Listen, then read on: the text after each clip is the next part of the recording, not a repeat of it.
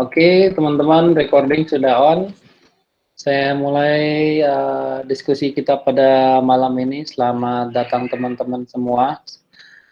Terima kasih atas kehadirannya. Hari ini ada Mas Nehemia, ada Mas Isal, Mas Febri, dan Mas Nur Holid.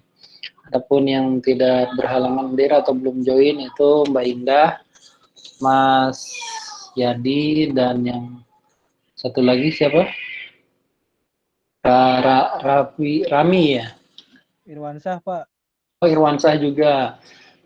Tiap pertemuan Irwansyah tidak hadir ya. Oke, kita bagi menjadi 2 sesi ya hari ini untuk kita recording dan diskusi atau saya share mengenai manajemen proyek TI di pertemuan keempat. Pada agenda kali ini kita akan membahas 2 bagian, yaitu mengenai key konsep dari project integration management. Lalu setelah key konsepnya itu, yang kedua adalah proses dari project integration management. Jadi project integration management ini mutlak dilakukan oleh seorang project manager atau project leader dan tidak bisa didelegasikan oleh project team. Kenapa? Karena ini dia untuk men-tailor ataupun menghubungkan dari setiap alur knowledge management dan proses grup yang ada di cycle dari sebuah project. Makanya ada istilah namanya integrasi. Jadi integrasi semuanya disambung-sambungin, itu fungsinya dari seorang project manager. Walaupun sekarang sudah berubah seiring dengan perkembangan metodologi dan mindset dari project management. Contohnya yang saya berikan tugas ke teman-teman yaitu Agile. Itu Agile sedikit ada perubahan dari sisi konsep, termasuk dari konsep integration management ini sendiri. Nanti kita akan bahas di sesi yang lain, yaitu bersama dengan teman-teman untuk pembahasan Agile. Hari ini kita bahas tentang project integration management dari konsep project management TI yang common practice gitu ya. Nah, barusan saya buat mapping perihal project management process group dan knowledge area mapping. Nah, ini semua adalah proses-proses dan knowledge yang harus ada dan dimiliki oleh project team dan project manager. Dalam hal ini, kalau misalnya kita lihat alurnya yang ke vertikal dari atas ke bawah itu berdasarkan proses group, di mana sebuah project, ini kita lihatnya langsung high level ataupun helicopter view ya, secara garis besar gitu. Nah, ini ada inisiasi proses grup, ada planning proses grup, ada eksekusi. Proses dieksekusi itu seperti contohnya yang tadi saya sebutkan, ada proses development ataupun coding dan lain sebagainya. Lalu setelah itu ada monitoring dan controlling proses grup, dan terakhir ada closing proses grup. Tadi ada pertanyaan dari Mas siapa namanya? Mas Nur Holid, dia mengenai develop project charter. Nah, ini develop project charter ada di bagian inisiasi, itu sebagai inisiasi dari sebuah project. Adapun kalau bisnis requirement dokumen itu biasanya ada di area planning process group, ya, ada di sini nih. Jadi kalau nanti teman-teman berkecimpung dalam bagian project management, biasanya tidak terlepas dari konsep yang saya buat dalam ataupun yang ada dalam tabel ini. Paling ada beberapa pergeseran sedikit mengenai ada item-item yang di dalamnya, karena menyesuaikan dengan perubahan zaman. Terus kita kembali lagi ke detail untuk pembahasan malam hari ini. Di konsepnya sendiri adalah the accountability dan responsible of project integration management, di mana yang harus dilakukan oleh seorang project manager dan tidak bisa didelegasi ataupun ditransfer. Jadi walaupun misalnya Mas Nur Holid sebagai project manager, Mas Yadi yaitu misalnya sebagai koordinator dari development project ataupun koordinator dari programmer, tidak bisa mendelegasikan gitu, walaupun Mas Yadi misalnya senior programmer di tim project tersebut. Jadi itu adalah fungsi dari project manager. Dan Project dan project management adalah terintegrasi by nature. Jadi harusnya itu terintegrasi dengan seperti adanya gitu. Semakin kompleks dari sebuah project dan semakin banyak variasinya, maka ekspektasi dari stakeholder dan akan semakin para stakeholder tersebut menginginkan sophisticated itu kepuasan akan pendekatan dari integrasi yang diperlukan.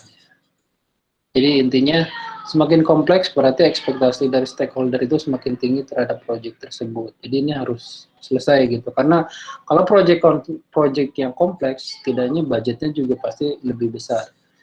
Sehingga ekspektasi dari para stakeholder adalah orang-orang atau entitas yang berhubungan dengan proyek tersebut. Contohnya, kalau ada stakeholder dari sebuah industri atau sebuah proyek, misalnya proyek pembuatan mobil, berarti salah satu stakeholder adalah misalnya dia ada entitas departemen dari departemen keuangan, departemen teknis, misalnya terus departemen pengadaan barang. Itu adalah para stakeholder yang berhubungan dengan proyek, yang berkecimpung dengan proyek tersebut. Terus kita next ke tren dan emergensi dari praktisnya.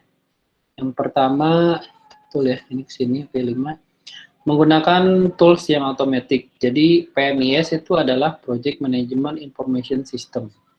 Jadi diharapkan kalau misalnya proyeknya sudah serius dan memang kompleks, itu menggunakan tools yang terotomatisasi. Jadi pada saat input apa-apa semuanya akan terupdate dan semua stakeholder juga sudah mengetahui proyek ini sudah sejauh mana. Gitu.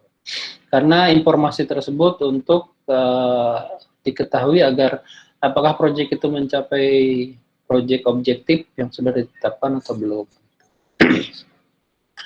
Lalu tren selanjutnya adalah menggunakan visual management tool. Contohnya kayak kalau teman-teman tahu ada yang namanya Trello. Trello itu tools untuk mengupdate sebuah project dan akan menampilkannya dalam bentuk visual, atau visual management tools lainnya. Kalau di Excel itu kita buat grafik ini sudah sampai mana berdasarkan tanggal dengan warna-warna yang diarsir gitu.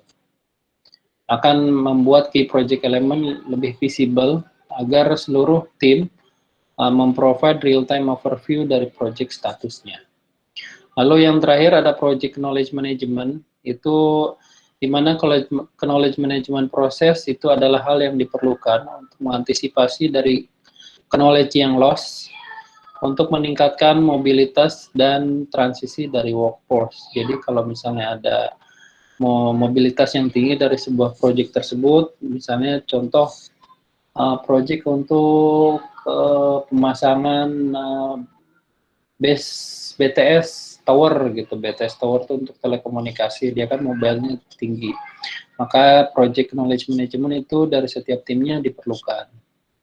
Karena pada saat move on project, dia juga sebagai PIC ataupun koordinator dari timnya, di area mana, dia harus ngupdate project tersebut, statusnya sampai mana. Oh ini udah selesai, oh ini belum gitu. Ternyata terkendala pembebasan lahannya belum selesai, nah itu dilaporkan. Termasuk kalau ada transisi dari workforce itu istilahnya yang harus dilakukan, yang harus dikerjakan. Oke, kita next ke yang keenam. Tren emerging practice selanjutnya adalah untuk mengexpanding project management responsibility. Jadi project manager, tanggung jawab dari project manajernya akan lebih luas. Project manager bisa juga disebut ataupun sebagai inisiator dan finalize dari sebuah project. Contohnya such as project business case development, yaitu tadi mirip-mirip dengan BRD. Karena ini business case, kalau itu kan business requirement. Dan benefit management. Benefit management itu outcome ataupun hasil-hasil yang akan didapatkan jika proyek ini terdeliver. Terdeliver itu sudah selesai, gitu. Lalu ada hybrid methodologies, yaitu ini jika misalnya proyek itu telah sukses diaplikasikan menjadi sebuah praktis yang baru. Contohnya pendekatan menggunakan agile yang kompleks untuk elemen dari sebuah proyek. Itu misalnya kalau project yang model yang tadi dalam sebuah table itu namanya istilahnya prediktif, karena dari awal sudah tahu kalau sudah proses eksekusi. Udah yang join lagi. Kalau misalnya sudah proses eksekusi, kita balik lagi ke sini, ini halaman ke-6. Kalau sudah proses eksekusi, misalnya langsung monitor. Kalau sudah monitor, berarti closing. Itu prediktif, karena sudah terprediksi sebelumnya. Kalau di Agile itu ada iterasi dan ada kemungkinan kembali lagi ke sebelumnya. Dan ada lagi bahkan dalam satu proses dia muter terus di situ. Karena itu komponen project. Kalau hybrid metodologis berarti dia campuran antara konsep yang agile dengan konsep yang prediktif. Gitu ya. Selanjutnya tailoring konsiderasi. Jadi pertimbangan dari tailoring itu istilahnya menjahitkan. Jadi konsiderasinya pertimbangan untuk menjahit project. Ini mirip dengan integrations. Beberapa diantaranya yaitu project life cycle. Nah, ini harus diketahui. Sorry, keklik. Lalu ada development life cycle, ada manajemen, ada approach, itu pendekatan. Pendekatan yang harus diketahui, metodologi apa saja. Ini knowledge, pengetahuan. Lalu manajemen change. Manajemen change itu atau change management itu contohnya adalah proses sosialisasi, proses edukasi ke user atau ke masyarakat yang menjadi tujuan dari project itu terdeliver. Ya, karena tanpa adanya change management, misalnya ada aplikasi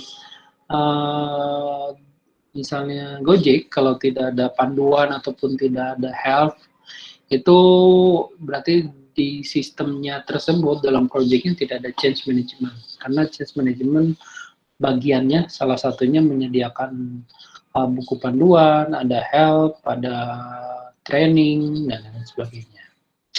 Lalu governance lessons, ini contohnya tata kelola pembelajaran gitu. Jadi tata kelolanya seperti apa dalam sebuah project itu.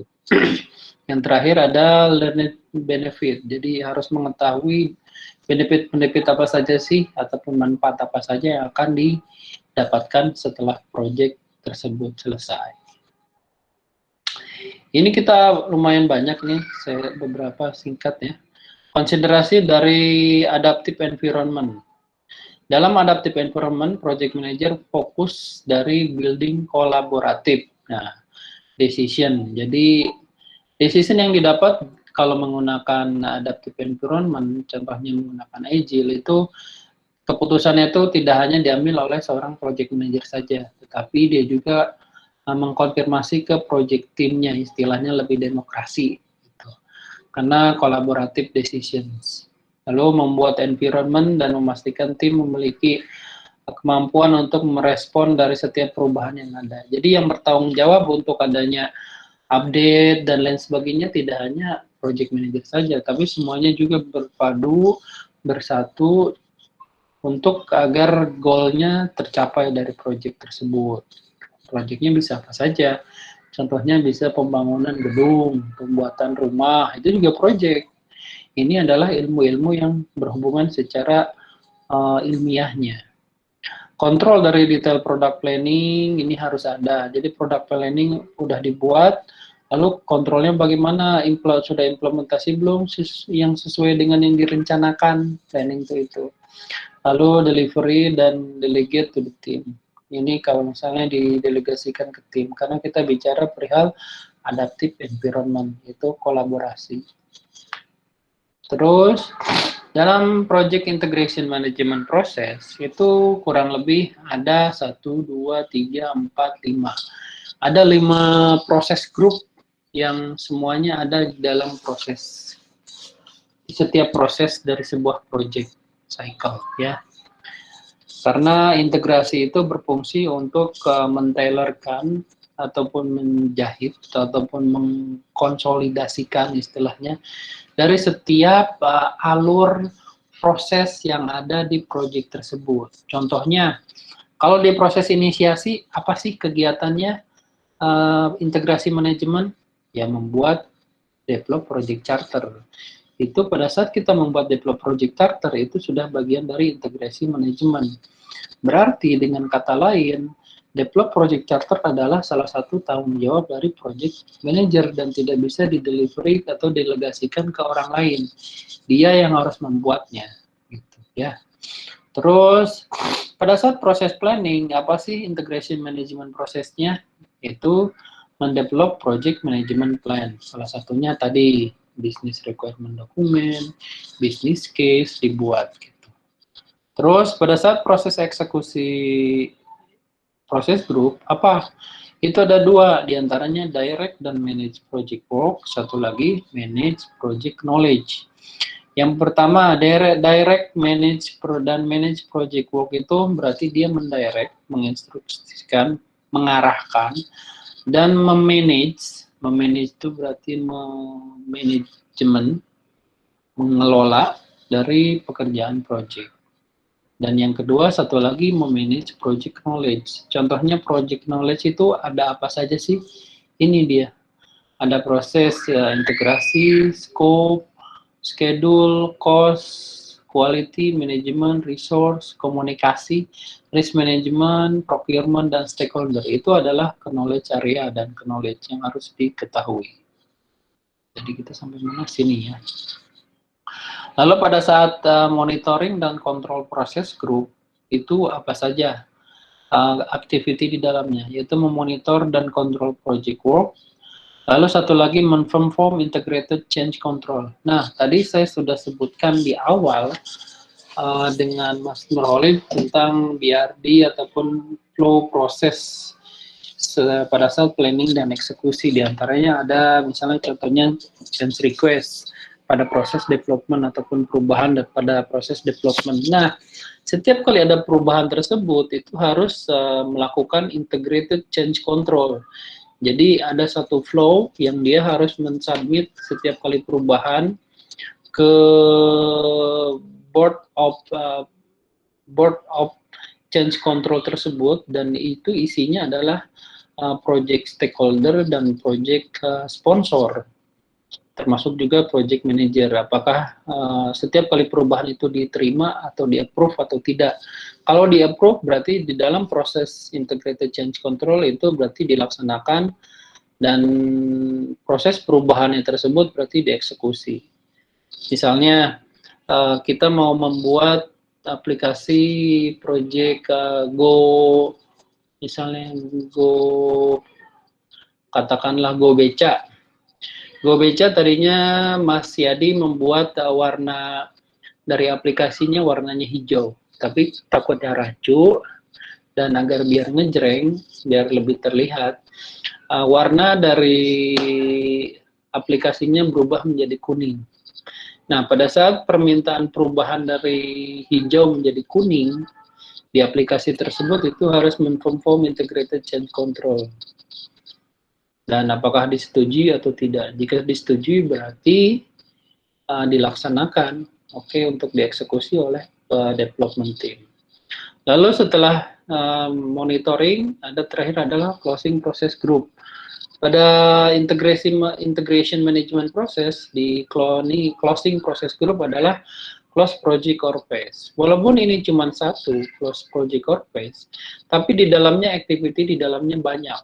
Contohnya pada saat proses closing sebuah project, dia harus melakukan reporting ke manajemen. Nah, proses reporting itu mengkompil semua data, informasi, apa yang sudah dilakukan pada saat planning, eksekusi, monitoring, apakah sesuai atau tidak, dan harus membuat pengukurannya, berapa persentasenya, dan lain sebagainya. Lalu dilaporkan. Lalu outcome-nya ataupun manfaatnya apa saja dari hasil project ini. A, B, C, D gitu. Kita kan tetap misalnya mau tetap monitor setidaknya 1 bulan setelah eksekusi project ini gitu. Setelahnya di-deliver ke tim bagian operasional untuk dimonitor ataupun di-maintain selanjutnya. Begitu. Contohnya gini. Kalau dalam pabrik kendaraan, project itu adalah bagian dari pembuatan proses produksi sebuah mobil. Pada saat mobil itu sudah diproduksi, berarti mobil itu keluar dari pabrik. Nah, kalau keluar dari pabrik, berarti sudah diserahkan ke istilahnya untuk dijual. Setelah dijual, kalau ada apa-apa perbaikan itu diserahkan ke dealer ataupun bengkel. Ada beberapa dealer di bengkel yang memang official atau tidak, tapi hubungannya dengan ini, dia berarti bagian dari operasional manajemen dari sebuah brand ATPM tersebut. Itu adalah bengkel, gitu ya. Contohnya seperti itu. Gimana, jelas? Halo? Tes. Halo, Pak. Nah, masih ngikutin? Iya, Pak. Masih, Pak. Kalau ada pertanyaan langsung saja di Pak mau tanya gitu. Oke, Pak. Jadi biar nggak saya ini cerita terus. Lalu yang pertama adalah develop project charter-nya. Tadi udah disebutkan kan ya. Purpose ini tuh ya, purpose. Sorry typo. Oh ya, dua. Tujuannya apa? Develop project charter itu adalah sebuah proses untuk mendevelop sebuah dokumen, untuk membuat sebuah dokumen secara formal yang diotorisasikan untuk eksistensi dari project dan menghadirkan, memprovide ataupun disajikan oleh project manager dengan otoritas kepada organisasi resource sebagai bagian dari proyek aktivitas. Jadi intinya adalah tujuannya adalah membuat dari proyek dokumen yang secara formal untuk menjalankan dari proyek tersebut. Lalu benefitnya, manfaatnya apa saja? Dengan adanya develop project charter, berarti akan memprovide direct link antara proyek dan strategi objektif. Misalnya strategi objektif itu apa? Visi misi perusahaan atau visi misi organisasi. Itu visi misi organisasi A, B, C, D, lalu ada project. Nah, si project charter adalah yang melakukan linking ataupun tersemat di dalamnya yang menghubungkan antara benefit atau manfaat dari project itu dengan si visi misi perusahaan tersebut. Dan untuk meng-create formal report dari sebuah project and show the organization commitment dan menunjukkan bahwa organisasi komit terhadap project. Lalu when, kapan? Nah, proses ini diperform hanya satu kali pada saat predefined point in the project. Predefined in the point of project berarti pada saat inisiasi dari project. Gitu. Kapan dilaksanakan. Jadi kalau misalnya develop project charter adanya di planning itu nggak bisa. Adanya di eksekusi itu juga nggak bisa. Adanya di closing apalagi karena develop project charter hanya ada satu pada saat diinisiasi sebuah project. Terus selanjutnya develop project charter juga ada dibagi berdasarkan ITTO, ini istilahnya input, tools dan teknik, lalu ini output. Mirip-mirip dengan yang tadi, cuman pendekatannya ini lebih berbeda karena ini inputannya apa. Jadi pada saat teman-teman mendevelop project charter atau membuat dokumen project charter, itu inputannya apa sih? Ada bisnis dokumen, diantaranya bisnis case atau problem permasalahan, lalu bisnis management benefit management plan, manfaat dari manajemen plan tersebut. Ini biasanya dibuat oleh project sponsor atau PMO yang menaungi ataupun organisasi lebih besar dari project team tersebut. Dia sudah buat business case-nya, dia sudah buat benefit management plan-nya. Lalu apalagi ada juga agreement. Misalnya agreement itu contohnya kita udah sepakat dengan suatu institusi tertentu untuk mengkolaborasikan produk kita dengan produk mereka menjadi sebuah produk khusus, special edition istilahnya. Baru setelah itu kita buat proyeknya dikerjakan secara bersama-sama. Nah, inputannya bisa disebut agreement atau MOU, Memorandum of Understanding. Lalu selanjutnya ada enterprise environmental factor. Berarti hal-hal yang berkaitan dengan lingkungan yang berhubungan dengan proyek tersebut. Adapun OPA kemarin kan sudah dibahas, organizational process asset, itu berisi dokumen yang berisi contohnya regulasi, peraturan, prosedur, SOP yang ada di sebuah proyek tersebut. Lalu tools dan teknik untuk membuat develop project charter, diantaranya export judgment. Ini adalah istilahnya SMA, subject matter export. Ya, subject matter export itu kayak orang profesional gitu, konsultan istilahnya mah.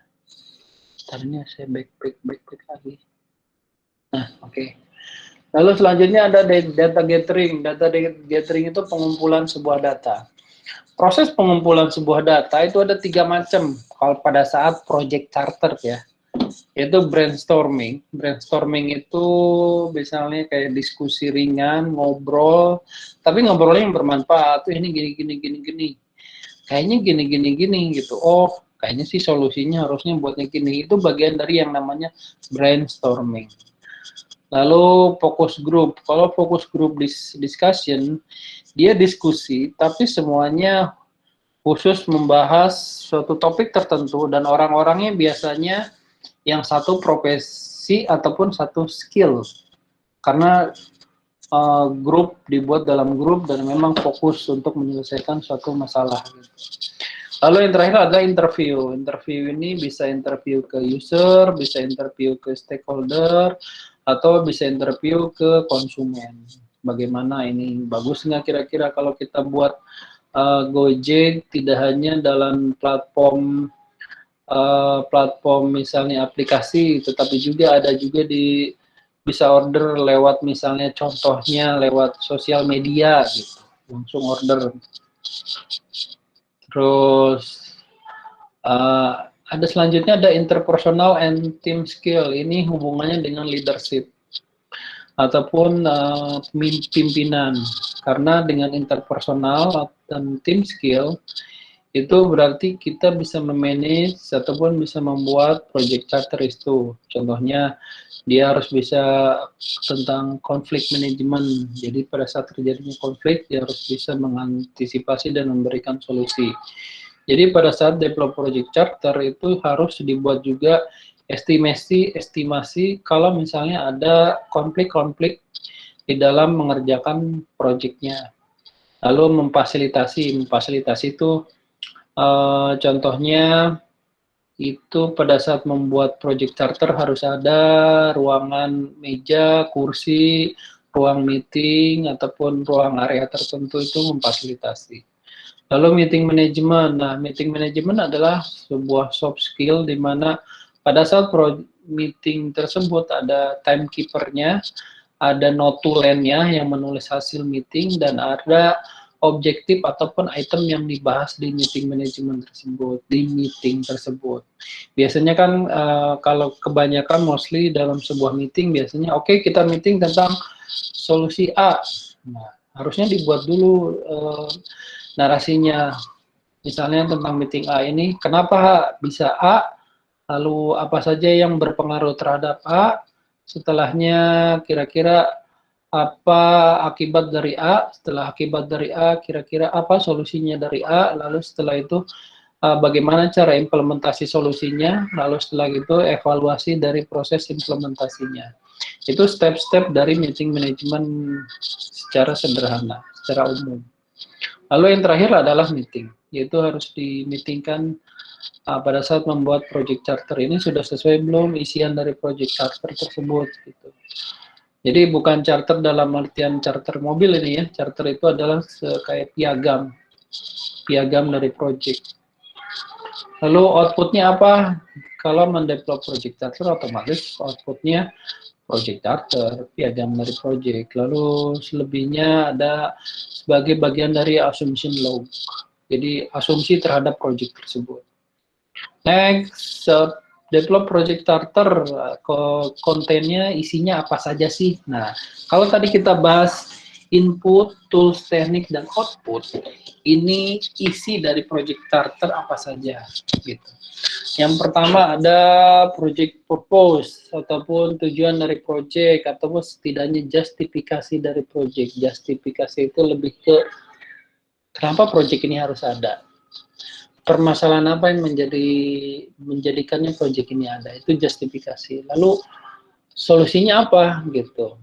Kalau misalnya ada permasalahan, kira-kira bisa diimplementasikan nggak dan berapa lama gitu. Itu justifikasi atau estimasi.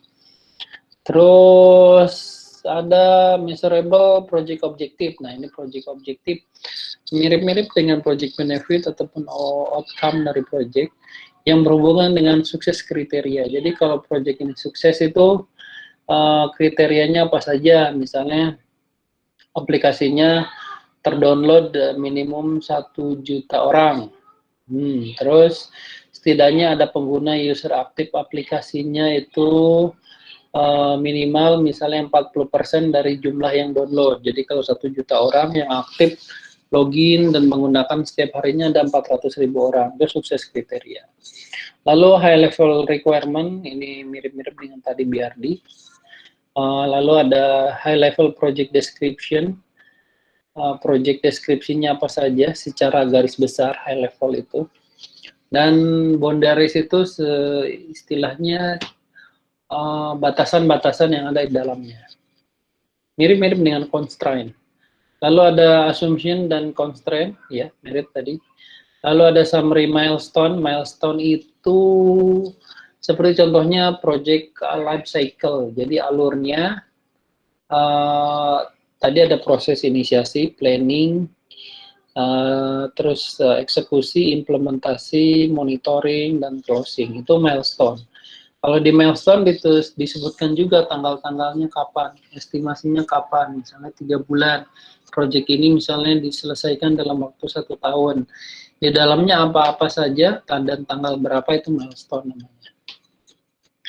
Lalu ada summary budget. Budgetnya itu secara umum perlu berapa, secara summary, secara ringkasnya. Lalu isinya ada high level risk, risiko apa saja secara garis besar atau secara high levelnya. Lalu stakeholder list ataupun PIC, person in charge ataupun unit in charge yang berhubungan dengan proyek tersebut, siapa saja disebutkan dan jabatan dan posisinya. Lalu ada project approval requirement ya tadi. Jadi project ini di-approve, pertimbangannya, requirement-nya dari siapa saja, dan ini nanti ditandatangani oleh pihak-pihak terkait. Lalu ditetapkan juga project manajernya siapa, misalnya atas nama Mas Nurholid atau Mas Yadi ataupun Mas Nehemia gitu. Disebutkan project manajernya di develop project charter ini. Tanggung jawabnya apa dan otoritasnya sampai sejauh mana? Apakah dia bisa menambah budget project juga sampai sejauh itu dan budgetnya bisa langsung dieksekusi ataupun harus approval dulu ke manajemen. Nah, itu disebutkan juga di project charter. Lalu nama dan otoritas dari project sponsor. Project sponsor biasanya berhubungan dengan orang ataupun personal ataupun institusi perwakilan dari proyek tersebut yang dia yang memang memiliki dana ataupun yang menginvestasikan sejumlah tertentu kepada proyek itu agar berjalan gitu. Jadi proyek sponsor biasanya perwakilan dari manajemen ataupun atasannya dari si project manager. Disebutkan juga di project charter ini isi-isi ataupun konten yang ada di develop project charter. Untuk teman-teman lebih jelasnya di Google saja project charter itu contohnya seperti apa, lalu di image itu biasanya ya seperti tulisan teks pada umumnya dan bawahnya ada tanda tangan dan lain-lain, disepakati oleh pihak-pihak terkait gitu. Next ya. Nah, ini tadi baru aja tadi bilang kan develop project charter ini kurang lebih gambarnya seperti ini. Siapa yang meng-create project charter berarti project manager. Siapa yang sign project charter ya ada para stakeholder, project sponsor, dan project manager. Lalu project selection method. Ini seleksi dari metode projectnya itu siapa saja. Ada motherboard, ini bukan berarti board pembunuh, tapi istilahnya kayak war room, istilahnya kan kamar perang, tapi sebenarnya war room itu dia sebuah ruangan yang memang digunakan untuk memonitor operasional day to day dari board of director ataupun sebuah project manager dan para stakeholder. Itu war room. Motherboard itu istilahnya sebuah board yang ditampilkan project-project status. Teman-teman bisa di Google motherboard itu seperti apa bentuknya, visualisasinya. Ada peer review, sama juga ini peer itu berarti penilaian secara review antara personal dengan orang, antar project team. Lalu scoring model, ini banyak juga tipe modelnya. Itu economic model berarti implikasinya terhadap komersial ataupun ekonomi. Lalu perbandingan dari benefit dengan cost yang dikeluarkan, itu harus diukur juga. Jadi budgetnya misalnya 1 juta rupiah, lalu manfaat yang didapatkannya berapa. Kalau cuma 1 juta lagi berarti hanya impas. Kalau lebih dari 1 juta, dapatnya misalnya dari mengerjakan suatu hal itu 1 juta dan dapatnya misalnya 10 juta, berarti benefitnya ada surplusnya 9 juta. Lalu constraint ini batasan untuk mengoptimasi ataupun limit yang untuk mengoptimasi metodenya secara mathematical approach, yaitu menggunakan linear programming. Ya, itu project selection-nya. Lalu project selection method lainnya ini menggunakan istilah-istilah dari economical base. Ada penilaian berdasarkan nilai saat ini, present value. Ada net present value NPV, ini bisa isinya present value dari total benefit.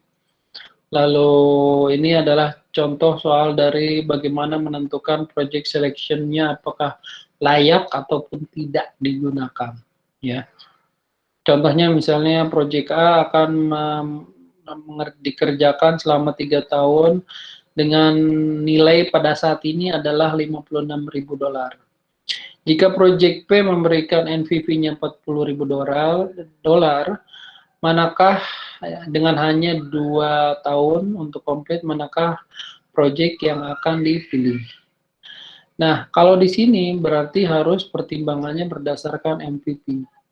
Karena ini walaupun 3 tahun, tapi hasil modal yang akan kita dapatkan itu lebih surplusnya. Di sini walaupun cepat, 40.000 dan hanya memerlukan 2 tahun, tapi tidak dijelaskan kalau 3 tahun apakah sama ataupun tidak. Karena masih ambigu dan tidak dijelaskan. Jadi kalau pertimbangan soalnya seperti ini, jadi pilihnya adalah yang NPV-nya tertinggi, net present value. Ya. Always choose higher NPV. Duration project adalah tidak relevan. Next. Langkah selanjutnya, nilai istilah selanjutnya adalah IRR. Ini biasanya dipelajari oleh teman-teman finance. Internal rate of return, itu istilahnya balik modalnya, internalnya berapa persentasenya. Sama juga semakin tinggi IRR dari suatu project akan lebih layak untuk digunakan ataupun dilaksanakan. Lalu payback period, nah ini yang tadi disebutkan dalam soal sebelumnya, durasi waktu yang dikerjakan dari awal sampai selesai itu istilahnya payback period. Payback periodnya misalnya 3 tahun, berarti akan balik modal dalam waktu 3 tahun. Jadi begitu. Kalau teman-teman nanti bilang bukan lagi balik modal berapa lama, tapi berapa payback periodnya. Gitu. Lalu selanjutnya ada benefit cost ratio. Oke, ini mah pertimbangan berdasarkan yang tadi antara cost dan manfaatnya, rasionya berapa, disajikan dalam bentuk bisa persentase ataupun bisa angka dari 1 sampai 10 atau dari 1 sampai 100. Ya, cost rasionya berapa gitu. Kalau misalnya berarti cost rasionya semakin tinggi, berarti akan lebih tinggi daripada cost-nya.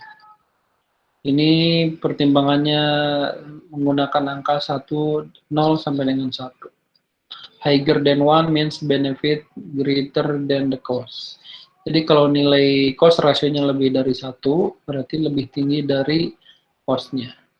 Selalu pilih untuk BCR ataupun benefit cost ratio yang lebih tinggi dari setiap project tersebut. Lalu return of investment. Nah, kalau payback period itu berdasarkan waktu, return of investment adalah berdasarkan persentase. Ya.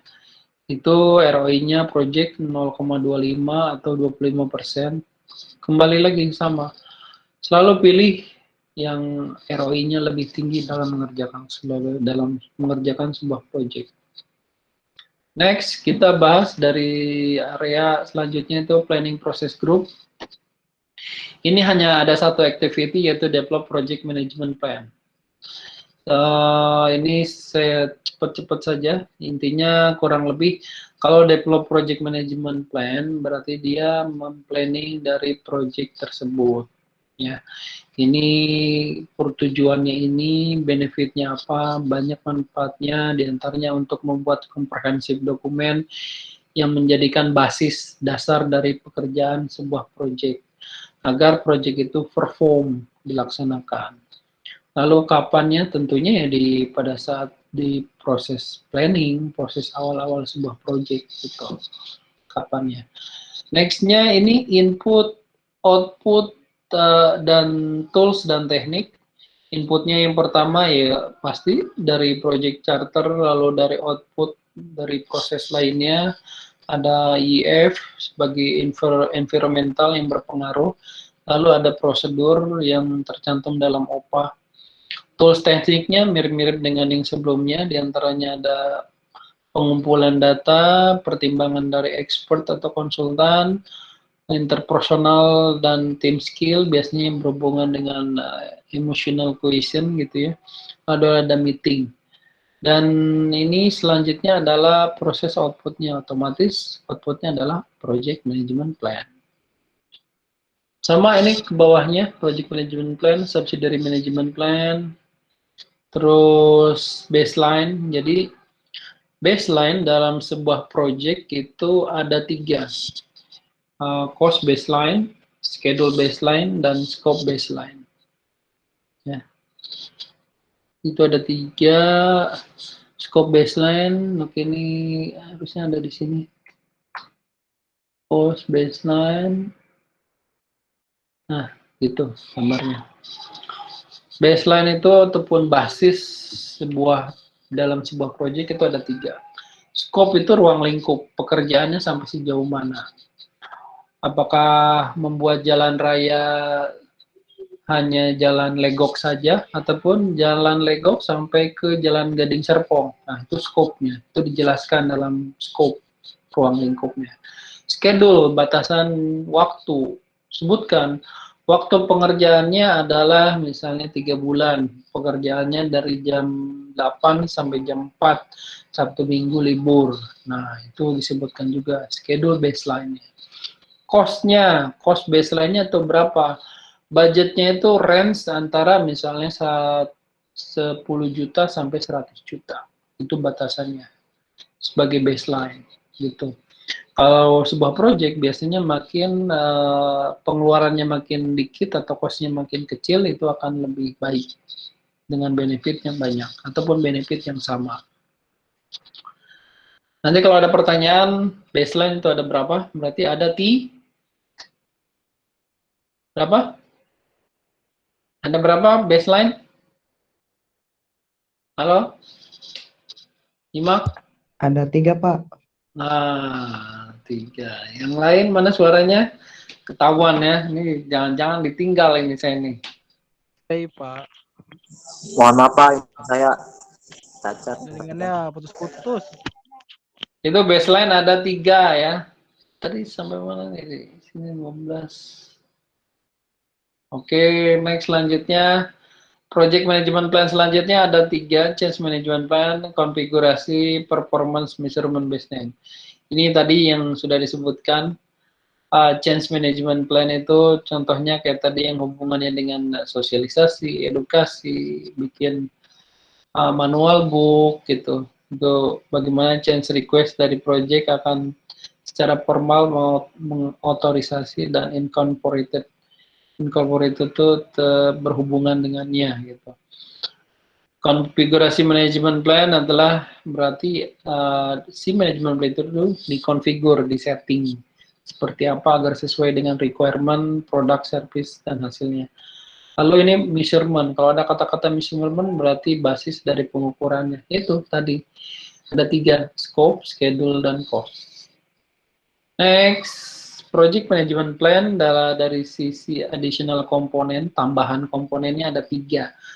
Project life cycle, pendekatan dari development yang digunakan, apakah prediktif, ini bisa dilihat, iteratif, agile, hybrid model.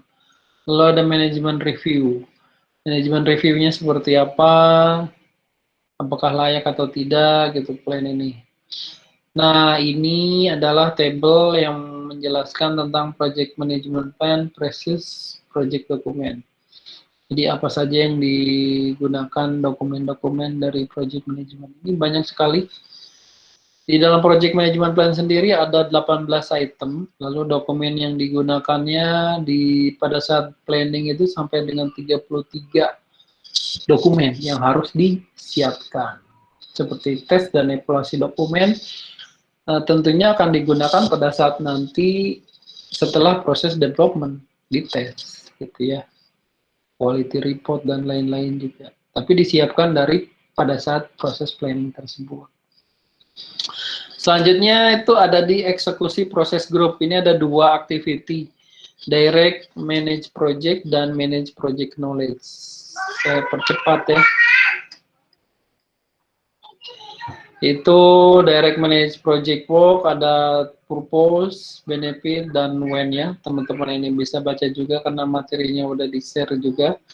Jadi kurang lebih untuk meleading dan menform sebuah pekerjaan yang sudah di-define sebelumnya pada saat di project management plan agar sesuai gitu intinya mah.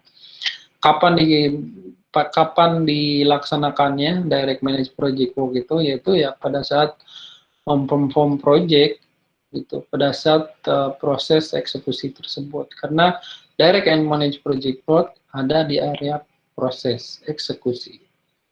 Lalu ini ITTO-nya apa, input tools dan tekniknya apa, banyak sekali. Project management plan, project document, change log dan lain sebagainya. Lalu tools dan tekniknya apa saja, ini lagi-lagi export judgment atau konsultan. PMIS, Project Information System, lalu ada meeting pada saat. Jadi kita kontrolnya, kalau direct and manage project work, lebih enak menggunakan sistem. Dibanding kita harus tanya satu-satu project team, ini udah dieksekusi belum? Ini sudah sampai mana? Gitu. Kalau dari PMIS, mereka sudah harus report masing-masing status project mereka, dan project manager itu tinggal lihat di sistem tersebut. Kalaupun ada nanti ditanya by email ataupun by ngasih komen di PMIS tersebut. Lalu outputnya apa sih? Deliverable. Deliverable itu output dari project ataupun hasil dari project. Work performance data, issue log, change request tadi yang sudah pernah kita sebutkan. Ini kalau ada perubahan-perubahan, komponen update, project management plan update, terus ada project document update, ini banyak, terutama yang terakhir ada outputnya itu OPA. Setelah direct and manage project work, berarti OPA pun pasti ada perubahan, prosedur, SOP, dan lain-lainnya. Lalu tadi sempat kita bahas ada deliverable. Deliverable itu output itu apa saja sih pada saat direct and manage project work, itu berarti maksudnya deliverables istilahnya. Kalau pada saat control quality, lagi di control quality, ini proses monitoring dan kontrol, namanya verified deliverable, karena di prosesnya diverifikasi. Lalu setelah itu ada validasi scope. Di validasi scope itu outputnya apa? Berarti dia harus accepted deliverable ataupun not accepted. Jadi kalau ini disebutkan accepted deliverable. Flow-nya karena alurnya linear. Ini juga kalau tidak verified, ya dia balik lagi ke sini, deliverable lagi untuk dievaluasi. Nah, Ini cara bacanya gini. Direct and manage project work itu ada 3 layer. Untuk melakukan reporting ataupun data di dalamnya. Yang pertama, work performance data. Itu masih data mentah, ya. Raw data result itu. Kalau yang kedua adalah berupa informasi. Data yang mentah tadi itu dianalisa dan diproses, namanya WPI, work performance data. Setelah informasi tadi sudah ada, lalu dikompil, dirapihkan, dibuat dalam format secara visual yang mudah dimengerti oleh manajemen dan bahkan kita sendiri ataupun teman kita di project team tersebut, itu namanya project report. Terus selanjutnya manage project knowledge. Manage project knowledge berarti seperti kita ketahui ada 10 knowledge area, sehingga intinya pada saat si project manager ini ada di area manage project knowledge, jadi dia harus memastikan bahwa dalam melaksanakan si project tersebut, setiap anggota timnya menggunakan semua aspek ataupun mengoptimalkan aspek-aspek knowledge di dalamnya. Tuh, yang tadi ada 10 pada tabel awal tersebut. Lalu manage project knowledge itu ITTO-nya ada banyak. Yang pertama udah pasti itu berasal dari project management plan. Lalu tools dan tekniknya, contohnya ada information management yang ditanya ke konsultan. Lalu interpersonal team skill, diantaranya ada listening, mendengarkan gitu, mau mendengarkan, memfasilitasi, leadership, dan lain sebagainya. Lalu outputnya apa sih kalau manage project knowledge? Itu berarti ada lesson learn register. Lesson learn register adalah sebuah dokumen atau sebuah registrasi dokumen yang berisi lesson learn. Jadi, oke, kalau misalnya ada project yang berhubungan dengan A, isunya ini, ternyata bisa diselesaikan dengan X. Nah, itu dimasukkan ke lesson learn. Sebuah dokumen untuk menjadi kita semua belajar. Kalau terjadi lagi permasalahan terhadap A, berarti solusinya adalah X tadi. Lalu biasa ada project management plan, komponennya apa saja, lalu ada OPA yang sudah terupdate, atau prosedur-prosedur yang diupdate. Nah, ini di dalam project knowledge ini berdasarkan pengetahuan dan berdasarkan time. Itu pada saat desain, itu pada saat awal, intinya ini awal, itu mulai grafiknya naik, lalu planning, apa yang terjadi secara actual, lalu turun lagi, lalu pada saat proses build atau eksekusi, itu naik lagi project knowledge yang digunakannya, lalu masuk ke proses selanjutnya itu operasional atau implementing, itu biasanya turun lagi knowledge-nya oleh semua anggota tim, dan lalu naik lagi. Dan biasanya secara ideal akan lebih bawah dibanding, akan lebih, secara aktual akan lebih bawah dibanding yang ideal. Terus manage project team knowledge selanjutnya itu ada 1, 2, 3, 4, 5. Tadi sudah dibahas secara umumnya. Ini hanya proses penjabaran secara detail dan deskripsinya. Lalu manage project knowledge itu lesson learn, tadi juga sudah dibahas. Include-nya ini hanya kontennya apa saja gitu, challenges, problem, risiko-risiko. Kita masuk ke step keempat, yaitu monitoring dan control. Itu ada 2 proses atau 2 activity, yaitu monitor dan control project work, lalu ada perform integrated change control.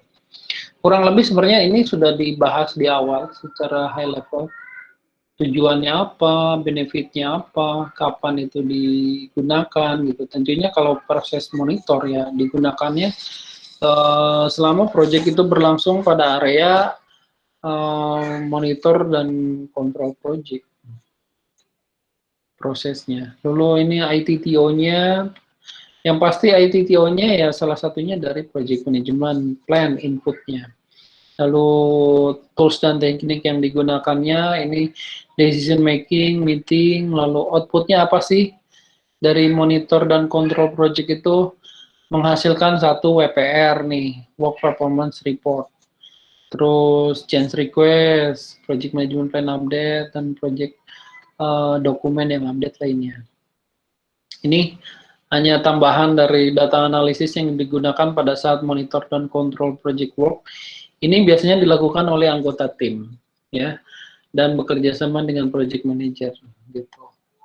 Karena ini bagian dari integrasi, disiapkan oleh tim, lalu di project manager diverifikasi dan validasi. Karena ini proses analisanya banyak sekali. Sampai trend analisis ya contohnya membuat survei, ada variance analisis, biasanya ini kerjasama dengan lembaga pihak eksternal. Lalu di dalam monitor control project work juga ada change request yang tadi, corrective, preventive, and defect repair itu memperbaiki dari perbaikan jika terjadi error. Lalu ada work performance report yang berasal dari WPI yang sudah dikompil menjadi sebuah laporan. Lalu perform integrated change control itu ada apa saja sih? Yang tadi sudah dibahas bahwa perform integrated change control isinya berupa validasi jika terjadi ada perubahan di approve atau tidaknya. Dan di dalam perform integrated change control itu komunikasi yang berperan penting. Kapan digunakan? Yaitu selama project itu dieksekusi. Terus inputnya ini ya teman-teman bisa baca project management plan, tools dan tekniknya ini sebenarnya tools dan teknik ini hanya acuan bakunya saja. Pada aktualnya ini pasti berubah-berubah seiring dengan demanding dan kebutuhan dari organisasi. Outputnya apa? Ada approve change request, project document update. Ini approve change request, change log ya. Ini gambarnya secara visual kalau kita sedang melaksanakan integrated change control atau kontrol perubahan yang terintegrasi. Dari berbagai macam proses, katanya disebutkan, ada change request, lalu masuk ke change control board, lalu ke control quality, terus ke sini apakah di approve atau tidak. Kalau misalnya tidak di approve, dia balik lagi ke atas. Kalau sudah di approve, turun ke bawah ini. Ada control procurement, direct and manage project work. Jadi ini untuk yang di approve, ini untuk yang di change, ini untuk yang di misalnya dia dikembalikan lagi. Kalau sudah itu semua, setelah dari verifikasi control quality, dia ada proses namanya memvalidasi change dan masuk ke monitor dan control project. Ini itu di dalamnya, sorry. Nah. Next. Yang terakhir kita bahas hari ini adalah closing project. Nah, tadi kan sudah dijelaskan. Pada saat closing project, activity-nya memang satu, tetapi justru biasanya ini menjadi hal yang vital, bahkan hal yang memang bisa jadi lama, karena di dalam close project itu kita harus mendokumentasikan semuanya. Apalagi kalau yang dari awal tidak dicicil untuk laporan akhir projectnya, karena memang tidak diketahui hasil project ini berapa lama, cost-nya butuh berapa, siapa saja yang concern di dalamnya ataupun PIC-nya, kalau misalnya terjadi turnover project team gitu.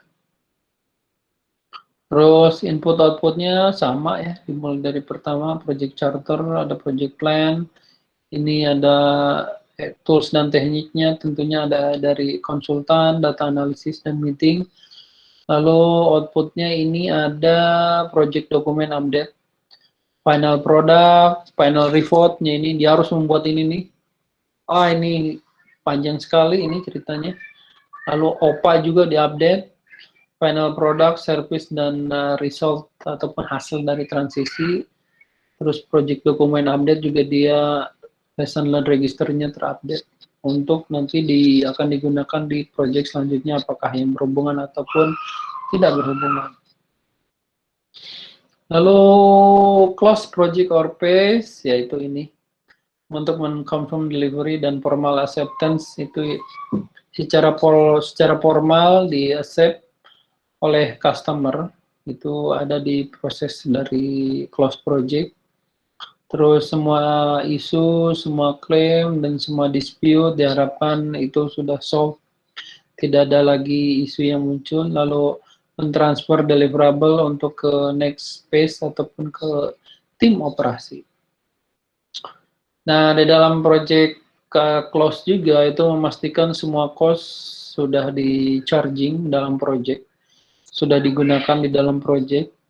Lalu kalau ada project account, terus misalnya ada sistem yang digunakan, itu diharapkan sudah di close. Terus ada deal with excess project material, kalau misalnya masih ada yang terpending dari material-material yang digunakan selama ini. Terus mengidentify dan manage knowledge dan lesson learn untuk digunakan di masa mendatang. Selain itu juga pada saat close project ini banyak memastikan kepuasan dari stakeholder untuk mengumpulkan suggestion dan feedback sebagai bahan perbaikan improvement ke depannya. Oke, itu untuk presentasi hari ini mengenai project integration management yang digunakan oleh seorang project manager yang tidak bisa didelegasi. Ya, itu kerjaan dari project manager. Saya stop sharingnya. Sudah siap dengan tim kelompok selanjutnya? Halo? Hadir, Pak, hadir. Siap, Pak. Iya. Ini saya stop recording dulu, nanti saya next ke recording selanjutnya ya. Terima kasih atas perhatiannya teman-teman, saya stop presentingnya. Terima kasih juga, Pak. Terus recordingnya juga di stop.